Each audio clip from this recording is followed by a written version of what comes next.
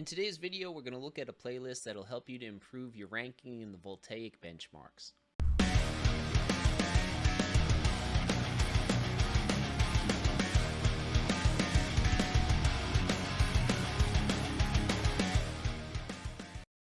What is going on, Angels? The Champ Strider here, and if you're watching this around release date, I'm actually on vacation with my family and my kids in Florida, and if you've ever been to any of those things, those kids amusement parks, they're pretty rough, so wish me luck. So I know I've kind of teased this topic a little bit, but today we're going to look at the Voltaic Smoothness Easy playlist, and this actually came out with the last patch, and it's included in your favorite list for Kovaaks. So since the Kovaaks team starred this for you, it should be pretty high up on your playlist tab since it's got that little star next to it.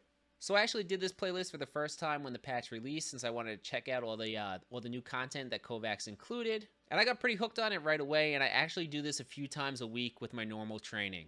And the reason I like it so much is because the more I dive into the Voltaic benchmarks, the more I see how much smoothness is so important in ranking up in the Voltaics. And quite a few of the benchmarks are very smoothness dependent, and I think the difference between sometimes being from like gold or diamond is just a matter of being consistent with your smoothness. Like, it can definitely help bring you up a tier or two if you're not shaking and you're just consistently keeping on the targets. So when we look at the Voltaic benchmarks, I think we can agree that Smoothbot Voltaic, PGTI Voltaic, Vox Target Switch, Smoothbot Target Switch, and Bounce 180 tracking all just have a huge smoothness component to them. And while being smooth is beneficial in almost any drill, I feel like these ones specifically, it's really beneficial for ranking up and hitting higher scores. So I want to look at some of the exercises in this Voltaic playlist and what drills they translate to.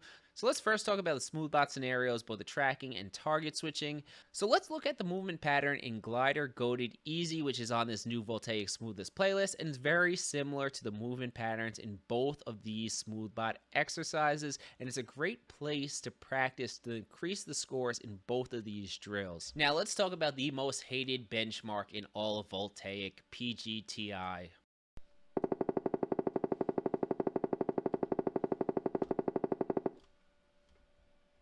There are two scenarios which can help us with that kind of weird vertical and diagonal mouse smoothness that we don't get to practice often.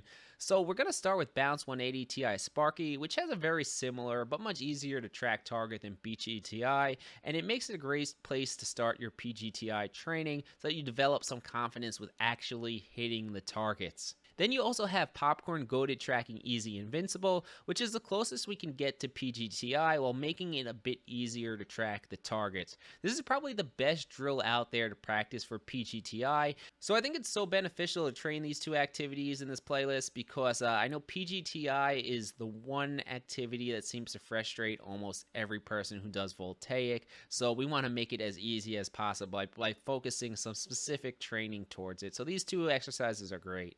And now I didn't talk about something like Vox Target Switch, where there's more straight horizontal smoothness, but that's trained with the first drill in the routine, which is centering no strafes, and it's also a great drill. Now I will say the last drill in the Voltaic playlist I really do not like. It's the DDTV, very far, slow, small. So when I'm training, I actually omit this one. I don't think there's anything anyone can say to sell me on this drill. I don't see how it's doing anything on its own that's special or different from the other ones, and I just don't find it to be a good drill. So now let's talk about how often we should train this routine or when to add it to our training. And the Voltaic team says that you should do this before your actual aim training routine.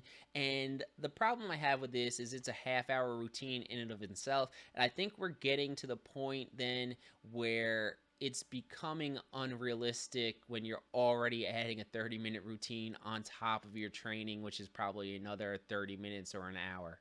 And I think when you cross that hour in Kovaaks daily, you're starting to get to the point where you're no longer training to improve your aim in games, but the aim trainer has actually become the game. So I would be conscious of this and adjust the numbers down a little bit to either 3 sets each or 5 sets each, whatever you have time for.